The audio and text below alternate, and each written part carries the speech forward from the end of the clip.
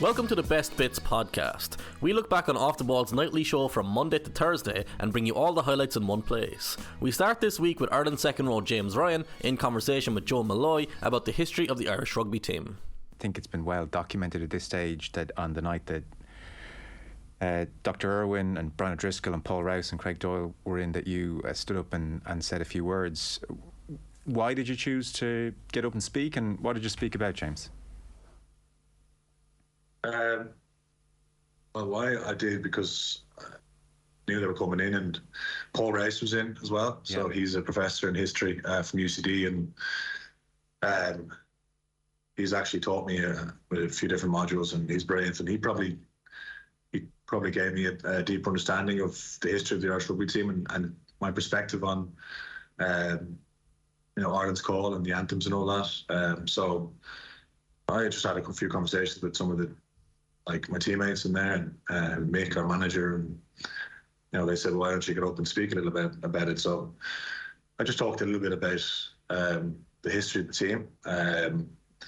You're looking at a team, that look at the 20th century and even during the most kind of violent sectarian periods on the island, the Irish rugby team, always managed to persist. I think that's probably the greatest achievement of Irish rugby. And there's a huge amount of strength. I think that can be drawn from that. I think it's a really special jersey. And then just talked a little bit about Ireland's call and how people seem to give out about it a little bit. But look, it might not ever win any Grammy awards, but that's not what it's created for. Do you know what I mean? It was intended to be inclusive, a compromise, and I think it's a song that people across the whole island can embrace and enjoy, so that's why I think it's important that we get behind it, because I think what it stands for. I mean, it's inclusive, it's respectful, so yeah, I just talked a little bit about Ireland's call and the history of the team, and we had a good night. Yeah, no, well, a lot of people have said you spoke brilliantly. Is that something you would have felt comfortable doing 2018, 19? I haven't spoken to you in a couple of years. You seem like very confident in yourself, happy with where you are in your career. Is that something you would have done at 23, 24? I got up and I talked about it.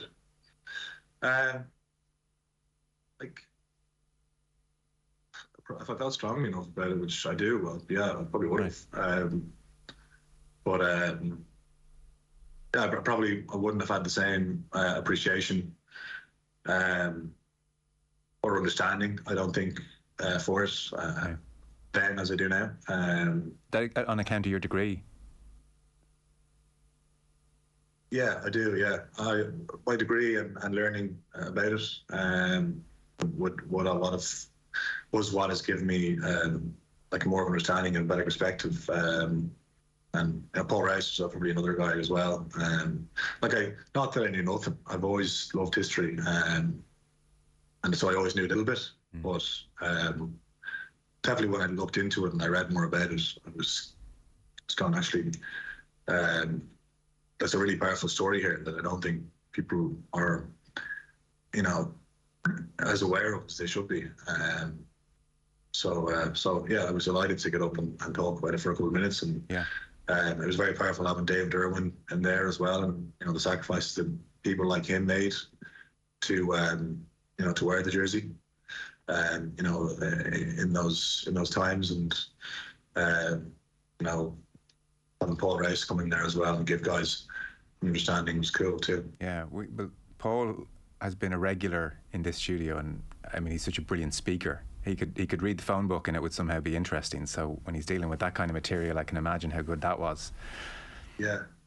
I guess not to rerun this because you've talked about this so much, but I'm sure people are generally aware of your great grandfather as well, and that's the James Ryan as well, isn't it? Your great grandfather. Yeah. Yeah. Okay. So even a cursory glance. I mean, extraordinary medical officer at the GPO in 16. I was reading one of the last to leave with James Connolly after the evacuation, imprisoned till August, anti-treaty, imprisoned in 1922, where he went on hunger strike for 36 days, won his Dáil seat back in prison, and subsequently goes on to be minister's agriculture, social welfare, and ultimately Minister for Finance under Lemass in the 50s. So, I mean, that is extraordinary. Yeah, and like it was his story, and it wasn't just him. I mean, several members of that family were all, very active around the time of the Easter Rising and the subsequent War of Independence. So, quite a nationalist family, and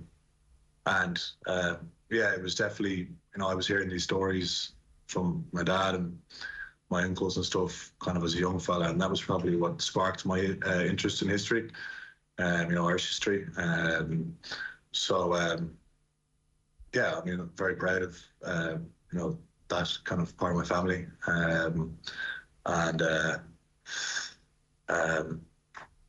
as you said, just a kind of a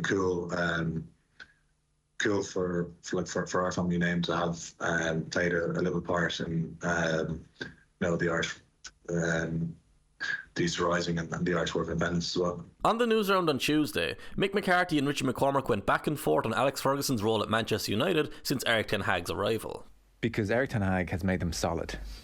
And so I now tune in knowing they're not going to lose 8-0 or 6-0 or like a Brentford. That was the last great day. The day of texting people, can you believe how terrible this is? This is unbelievable. Look, I'm the Andy Farrell of Manchester United fans. I embraced the adversity. Yeah. And I thought it was more fun. Well, I'm interested to hear that from a Manchester United fan. For the rest of us, that's the golden age, and it went away so quickly because Ten Hag came in and they had the end of last season was amazing because I thought West Ham were going to catch them and knock them straight out of Europe because you just weren't picking up any points and you didn't know what was going to happen from one game to another, and that continued on last season in a way that. Oh, actually, maybe I do know what's going to happen. They're going to be a calamity and get hammered. Yeah, and then he got it back together, and now it's boring. You're right. I know, right. Like hammered, and then it was like, oh my God, Roy Keane's in the studio. This is going to be amazing. And now it's just like, yeah, they were good. Casemiro's deadly, isn't he? Yeah, it turns out Brentford and Brighton both better than we thought they'd be this year as well. I'm not saying they weren't a calamity. They got rid of Ronaldo. That was the last. Was Ronaldo's release quietly during the World Cup with a Ten Hag press conference a full 2 weeks away when he kind of didn't mention it anyway, the official end of the United banter era? When we get the threads on Twitter or whatever Twitter's replacement will be in that was the day the music died. That could be the last entry. Yeah. It's just less of an event now, Richie. It's too solid. The 6-0 losses, the protests, the rants in the Sky Studio. It's now like, they won 2-0 again. Yeah, too solid, too perfunctory. It's like it's bland in a way in its success. Tell you what, Alex Ferguson, as Stephen Doyle pointed out, he's become more visible since United have become more successful, hasn't he? Funny that, isn't it? Yeah, strange one, isn't it? He's holding court on why Rashford's a left-sided player. Wasn't saying boo for 10 years. Getting invited into the dressing room yesterday after the win and all that. It's great to see him at the centre of success. Is that Ferguson looking for reflected glory? Because yes. I'd read that maybe that's true, and he's never been one for a small ego. But I'd see that as, I can't be involved because people will be asking me questions I can't answer when things are at their worst. So now I can come out of my cave. Well, the more charitable version would be he recognises this is a manager who's obviously now, we can all say, of serious quality. So actually my presence in and around the team is not just horrible impossible yardstick to be compared against. He thought David Moyes was that manager as well, to be fair. And he's wanted the reflected glory of whatever may come since he left, since he stood on the pitch and said, your job now, as regards David Moyes. He's wanted to be the father figure of what came next ever since he stepped down. And now he gets to be that. Do you not think he was, not happy they were losing, but didn't mind 5 years of the empire crumbling? It supplanted his legacy. I mean, there's no doubt about that. The longer United were a rabble after Alex Ferguson, the more his rightly acclaimed achievements were going to matter. His stats.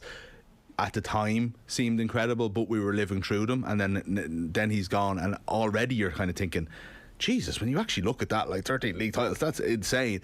And then you kind of see what happens after he leaves, and it goes even to a higher pedestal. So there's no doubt in my mind that he was glad about that. It would be a huge. And he also saw, at least some part. If they won 3 Champions League, if David Moyes won 3 Champions League in a row, Sorry, Fergie would be like, sorry, can we clip that? I want to live in that parallel universe.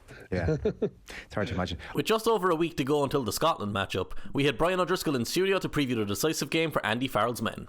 Murrayfield was billed at the start of this championship as that could be tricky. As we approach it, it's getting no less tricky in people's eyes. Yeah, I think that's fair. I think it is a great pity that we're not both unbeaten. It would have added to the occasion. Albeit they'll love to be our banana skin. Yeah. And also give themselves a fighting chance going into the final game. They didn't get anything against France though, so I don't know what the permutation combinations would need to be for them to be in a positive position. But then Ireland still have England on the final day, which is not inconceivable. You could lose that one too. So Gregor Townsend said it was their best performance of the championship. Yeah, I was really disappointed with France.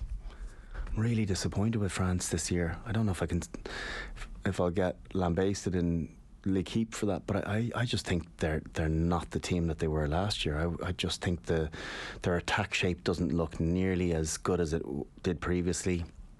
I think they're over-reliant on a power game. I think they're a bit lazy in getting back into position to be able to run hard onto the ball, and I'll counter that by talking about the James Lowe no try.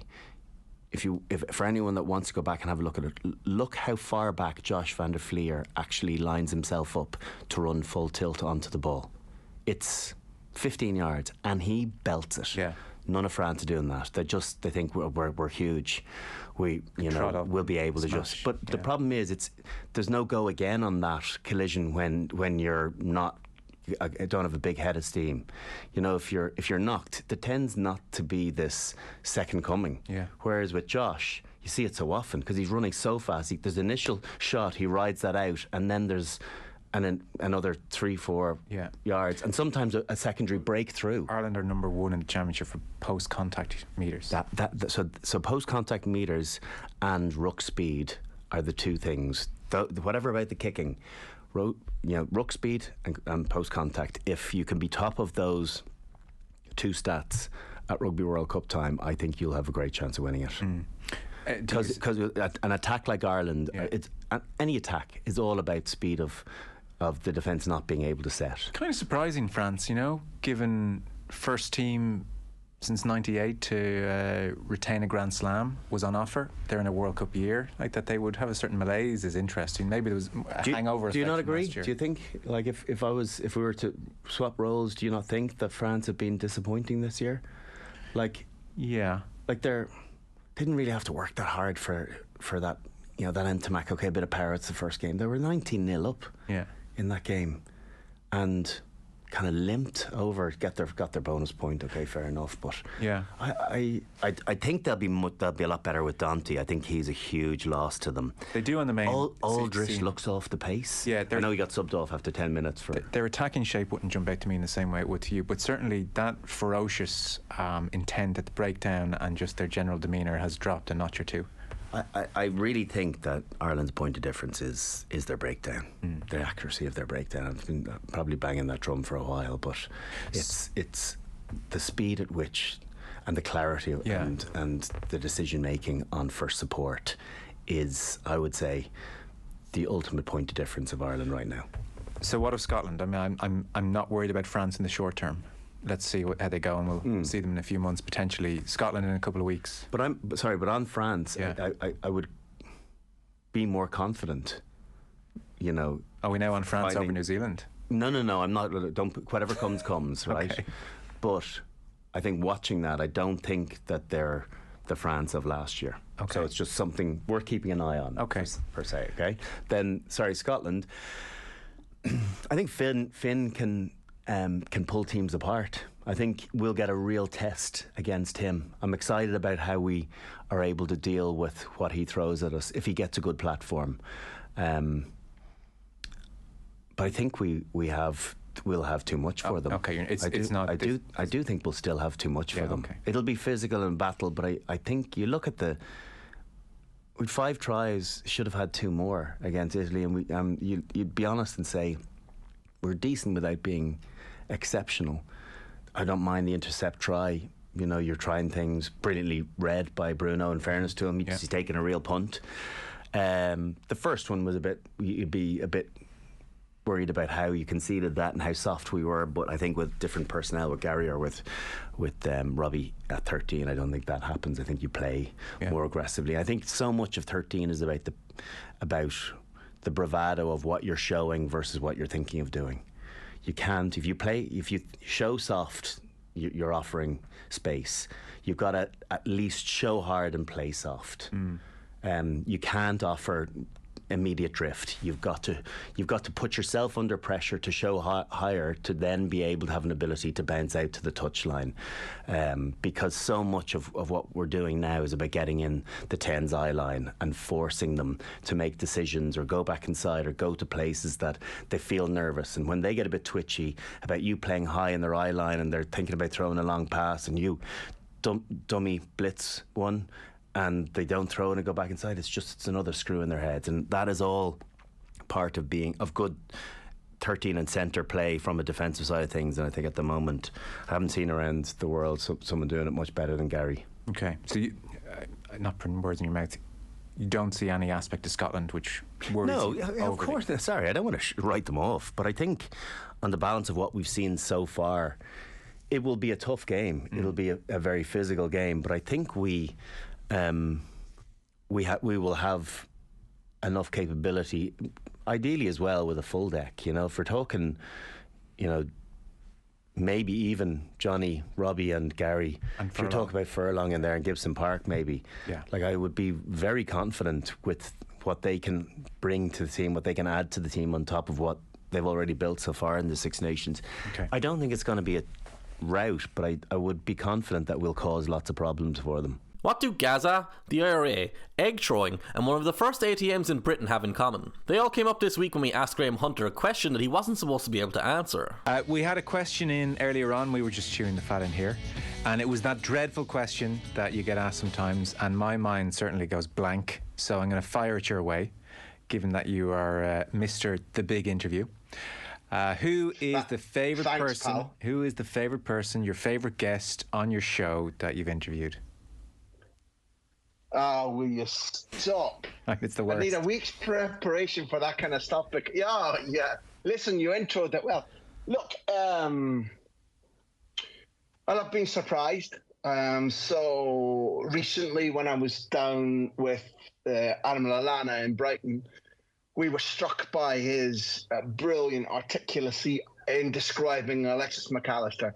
That made the hair stand up. Most recent of all, Martin O'Neill, whereby Martin's so popular. He's been around as a footballer and as a coach for so long. I didn't expect to hear things that stood out as new. It was more like, let's let him be eloquent on themes. No. He told me about being a young Northern Irishman in the Midlands of England in the middle 70s when the campaign from the IRA reached England, and in fact 48 hours before one of the 2 pubs that were bombed in Birmingham blew up. He'd been in there by total fluke with his brother and a teammate prior to watching a gig in Birmingham, and he'd missed that terrible tragedy by 48 hours, and he spoke about it beautifully. I could go on. Who stands out as the absolute best? One of the ones that will never leave me is Chris Waddle, for 2 reasons, Joe. And I know you didn't want the Iliad and the Odyssey from me in an hour's worth of answer. I know. But when Chrissy Waddle talked about growing up in Newcastle and having his mum's sister living in Watford, I said to him, I asked him if he remembered watching the World Cup final in 1966. And he said, well, what we used to do to get to TV was my mum and dad had a big motorcycle and a sidecar. And I think it was mum and dad plus 3 kids. all on the motorbike and in the sidecar. And he said that roads, big main motorways were quite new then, and they genuinely were. So he said they were going at such a slow pace that they used to clamber over one another and change places without stopping on the drive down from, this is him as a tiny kid and two younger siblings, I think, clambering over one another. This genius of the game, this great man of the game. And also from Chris as well, rooming with Gaza, and Gaza going out and buying, crates full of eggs and waiting late at night in the team hotel they were in, because there was what was then quite a new ATM cash machine about, I suppose, but Chris described it as about 35, 40 meters away. And guys would open the window beautifully and just take up the eggs and start pelting whoever's doing the ATM with a couple of egg sniper shots, and then closing the window and pretending nobody was there. And the final one, again, with Chris was him talking about loving particularly Sheffield Wednesday, where Hillsborough was old, the wooden seats would, if you stood up suddenly, the wooden seats would clack. And you could hear hundreds and then thousands. As he took a man on and beat him, you could hear hundreds of wooden seats in his mind going clack, clack, clack, clack, clack, as people stood up going, "Go on, Chris." And then as he lost his way, as form departed and age caught up with him, he would hear nothing. And he talked about how depressing that was. And, if you gave me the rest of the show, I could give you 70 highlights from the 135, 136 interviews. And all I would close this off by saying is the generosity of people to keep doing this as a favour. And 3 or 4 of our guests involuntarily have been reduced to tears. And the best thing of all, Joe, is a number of listeners who'll say, "I've been having a really hard time recently." This must be the same for you with Off the Ball, that people can put their headphones in and lose themselves from their troubles and can feel lifted away from whatever is making them blue. And some people have talked to us outright about having come through depression and needed a place to go in their minds. And the interviews helped them. And, I'll go from now to my grave when Gaz gets me with his egg sniper act. Been grateful for that feedback and that experience.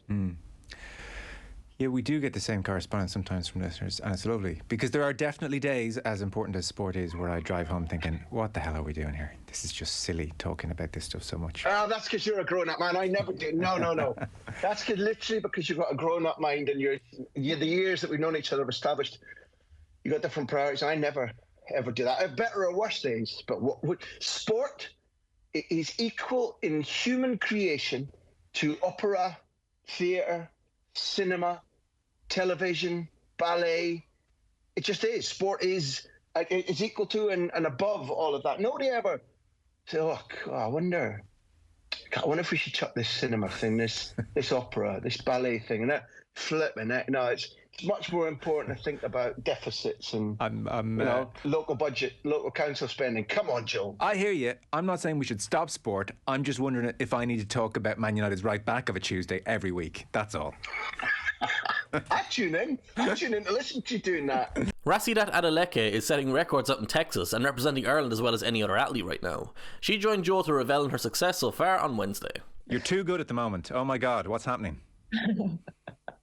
No, I'm really working hard towards, achieving all the kind of goals I've set out for this year. So definitely need to keep pushing forward. Good. Well, you're going to need new goals pretty soon at this rate. If people missed this over the last couple of days, you set a new CCAA indoor record for 400 metres. You set the 13th fastest 400 metre indoor time of all time. This was in Texas, running for Texas University.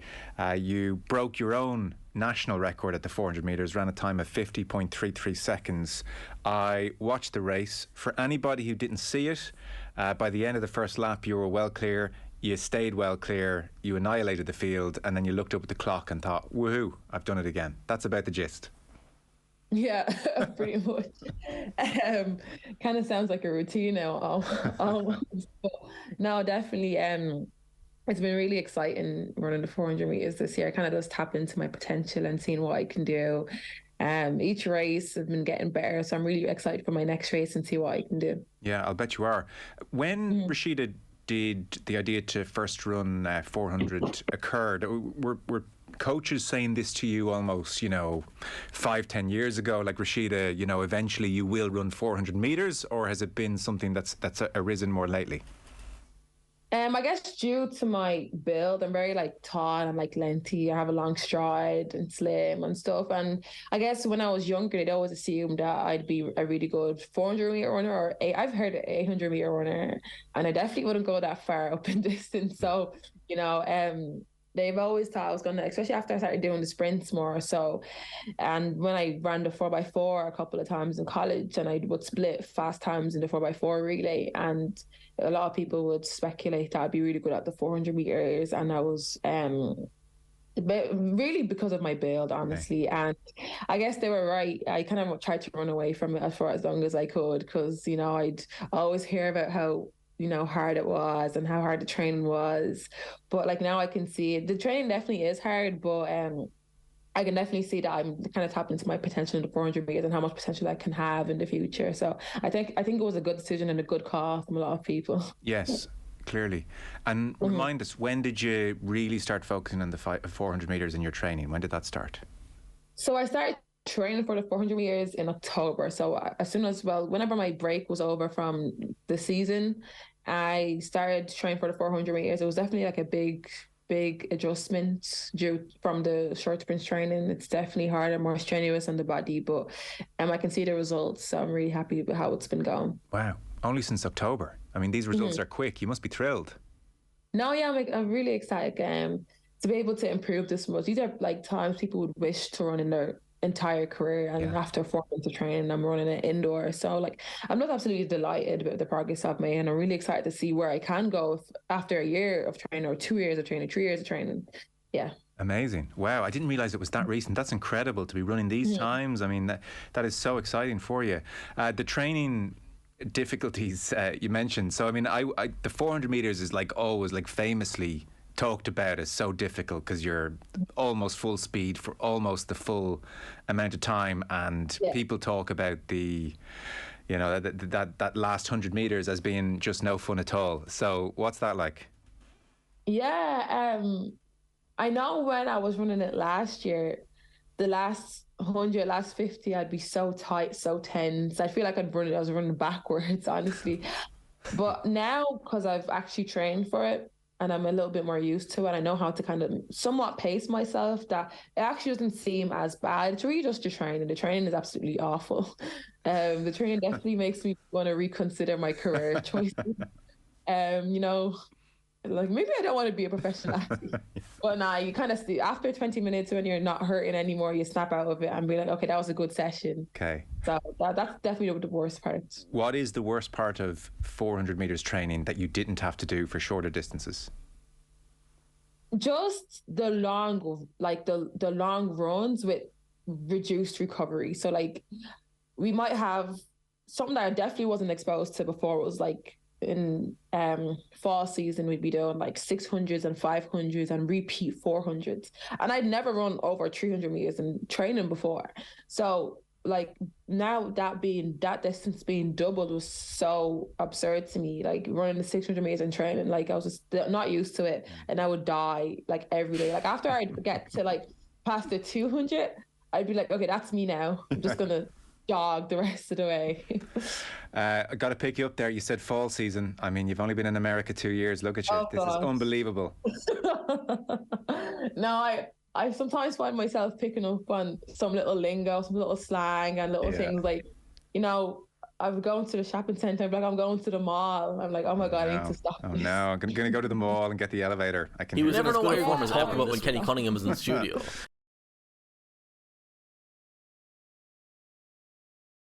Kenny Cunningham, hello. Evening, lads. Evan Ferguson mania is taking over. But not in this studio. I was looking at Rich, waiting for him to jump in. He was looking at me. Yeah, I think that's been around for some time amongst the Irish footballing public anyway. He's been playing consistently well. I think we all feared the worst after that potential injury a few weeks ago, but he's bounced back from that and picked up where he left off. So yeah. Starts against France now.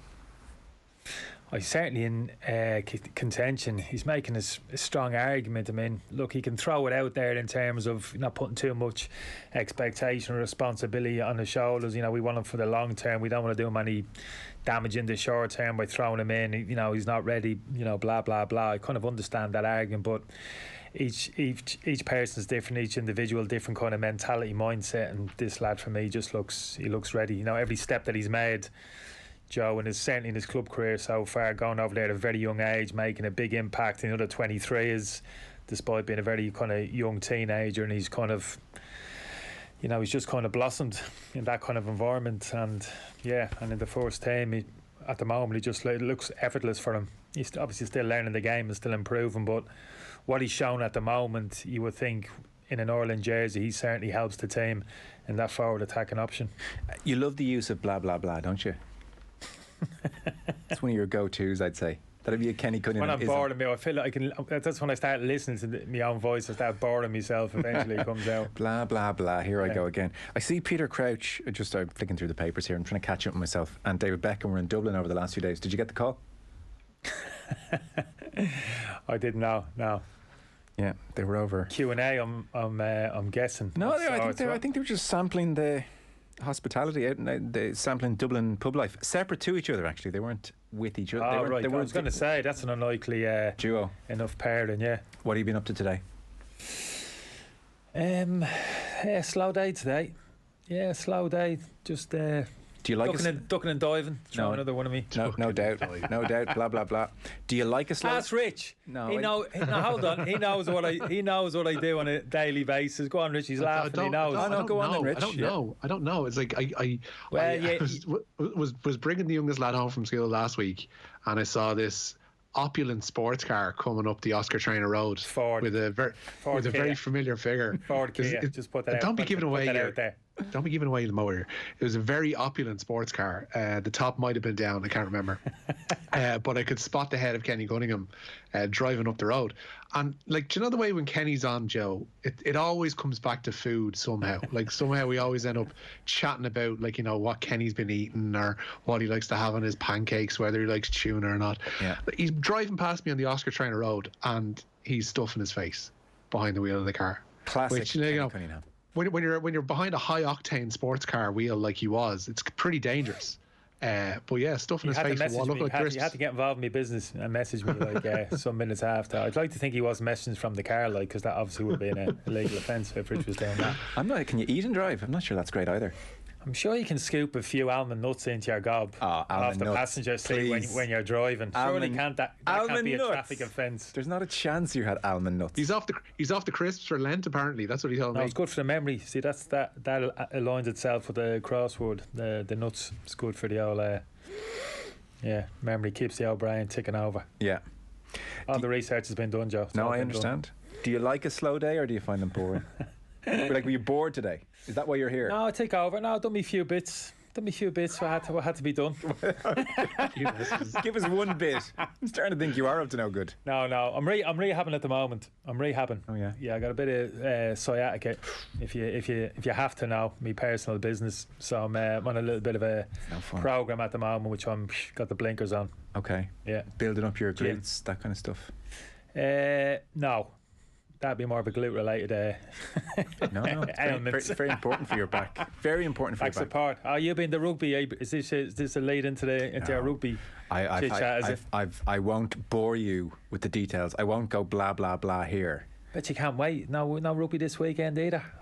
But about 2 years ago, accident, back in a bad place, and I've had 2 years of doing boring glute exercises, boring weights to try. Little pelvic tilts. All of that stuff. That's very important.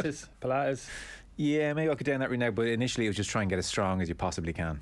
Yeah, I'm on a bit of Pilates at the moment on top of what I'm doing. I think I've turned the corner with it. Big fan of the old Pilates. Done a lot of it back in the day. I had a groin-related injuries tail end of my career, and I was struggling a bit and got introduced to that. Good stuff. Yeah, good stuff. I was looking into all that now because I'm at an age where I can really feel the mobility just being suctioned out of me. Every single time you get up, Joe, it's like, oh. Yeah. making You're sitting down. sounds. Yeah. You're like Steve Bruce anytime he kind of moves in a chair. And I just want to hold on to whatever I have. But I feel starting now, as opposed to in another 10 or 20 years, is the time to do it. So I'm on the lookout for a Pilates / yoga class. Is one perceived as better than the other, or much of a muchness? The yoga I started, funny enough, when I was playing. I always had to look at it and thought, yeah, okay, I get it to a point. But I found that it actually shook me a little bit. I woke up, I done a yoga session, woke up the following day. And this is when I was playing, might have been on a Thursday morning or something before I got into training, and stiff, like really stiff and sore the body. So I thought, I've got to be careful here how I introduce it. The Pilates for me was a little bit more subtle, like, you know what I mean? Just more kind of gradual introducing that. So, yeah, but the yoga, yeah, I get it to a point, but I'm not really embracing it. I've got to be honest with you. But the Pilates is different. Yeah, it's good. Right.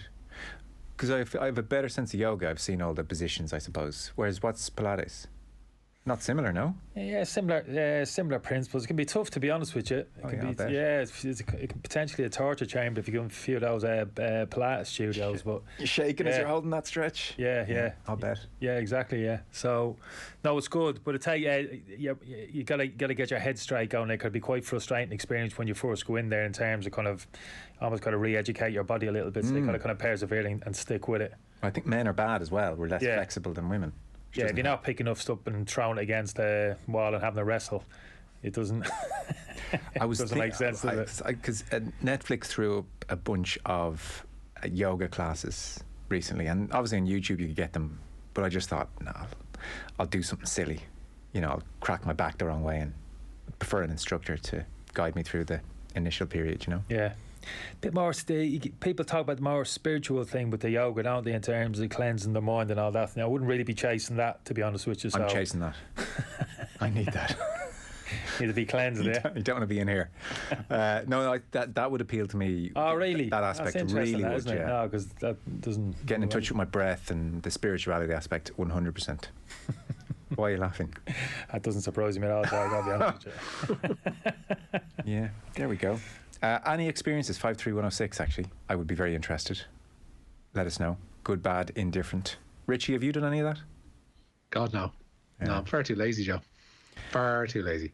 See, I sort of think I can see Rich on a bike. Lazy man. I can see Rich on a bike, Lycra. He's too tall. The hose bang. He's too tall for a bike. Yeah, heading out for the Hill of Howth. That's only what's that, 3-4 miles down the road from you? Hill of Howth? Pretty much, yeah.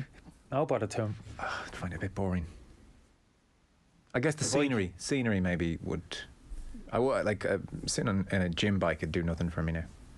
Oh, gym bikes now. I'm talking about get out on the road. Fair enough. Yeah. What was I going to say? Oh yeah, on the lazy point. See, I would have thought, Richie, like it's appealing in that it's not cardio. You know, if you're like facing into a run. It's like, I'm a walker. A few stretches. Okay. No, I'm a walker. I'll walk anywhere. Like, I'll walk like mad long distances just for the hell of it. You know, and you just kind of start and you're just like, I'll keep going. I'll keep going this way. I'll keep going this way. And I'm out kind of, every day anyway. So Mossy Quinn just texted me 2 words. There you go. He's a good man. Yeah. I mean, he's ageless. Do you know Mossy Quinn? No, of him. Don't know. Dublin footballer. Yeah. Still looks 25. You'd hate him. He does, yeah. It's ridiculous. It's really terrible. He just said hot yoga.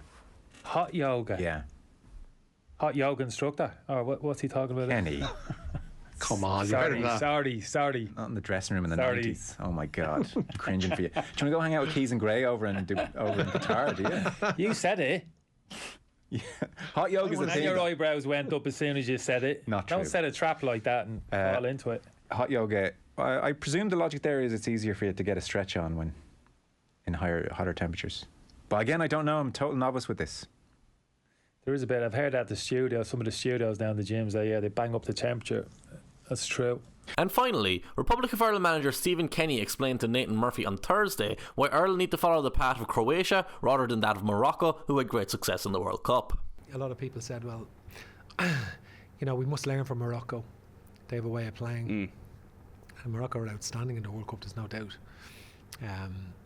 We must learn from them, and they must be a blueprint for us in how we play.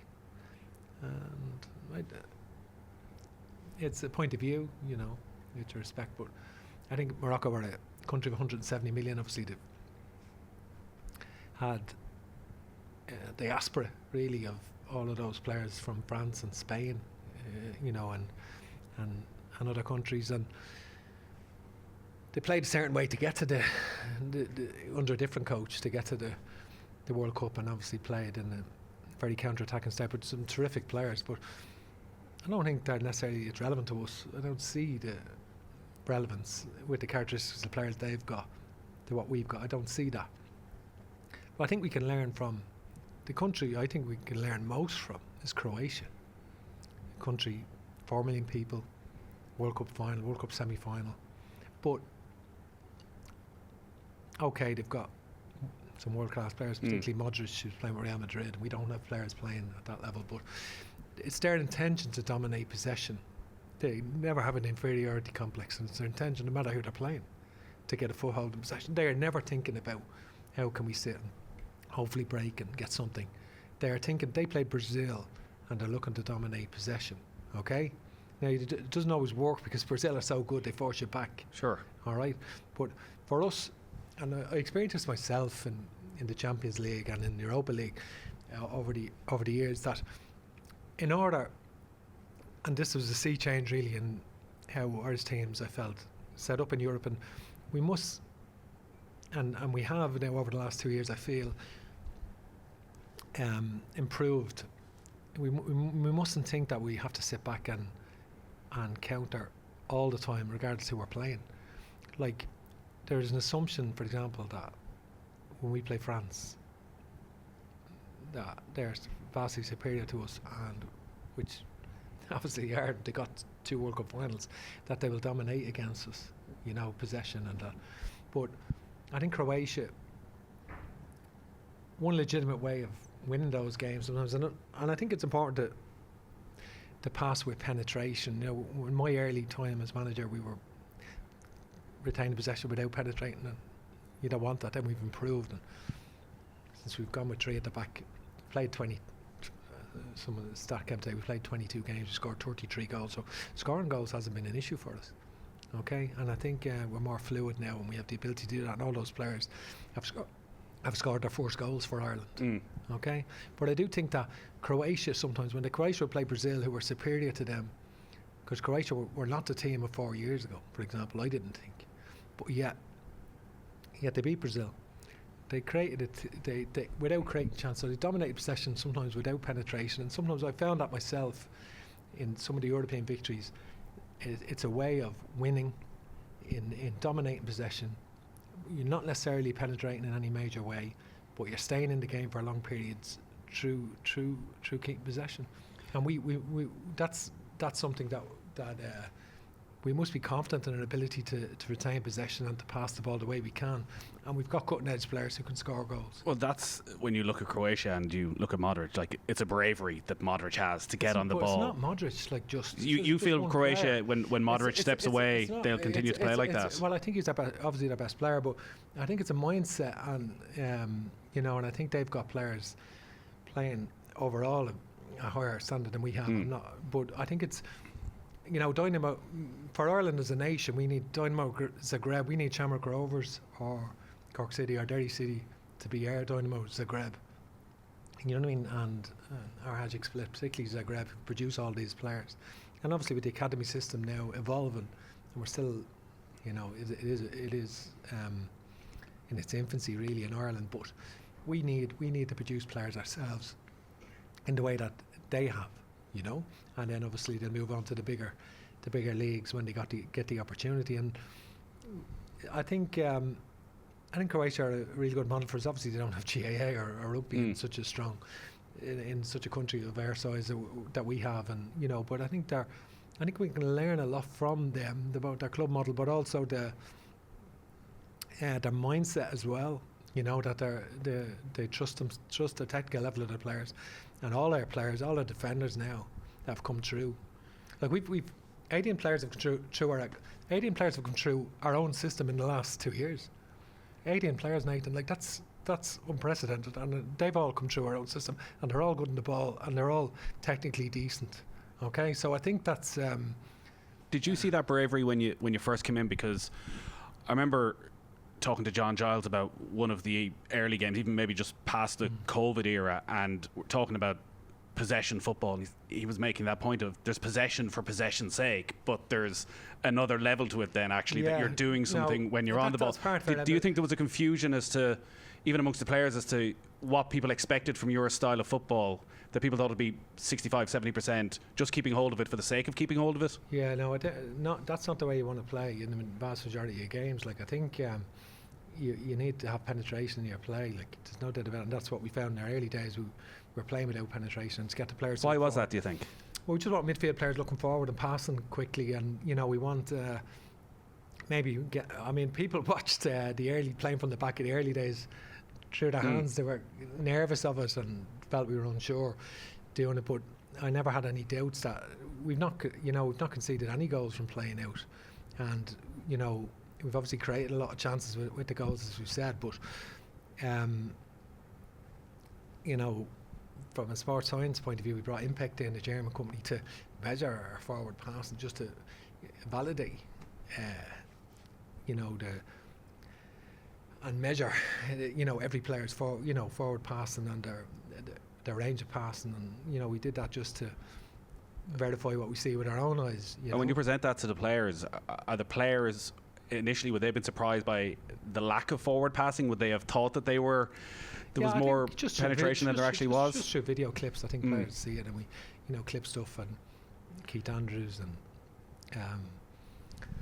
Stephen Rice as well, and Dean Kiley. We're clipping stuff all the time and just showing the players the better ways we can do things. Thank you for listening to the Best Bits podcast. You can catch Off the Ball every night from 7 p.m. to 10 p.m. on Newstalk, the OTB Sports app, or on offtheball.com.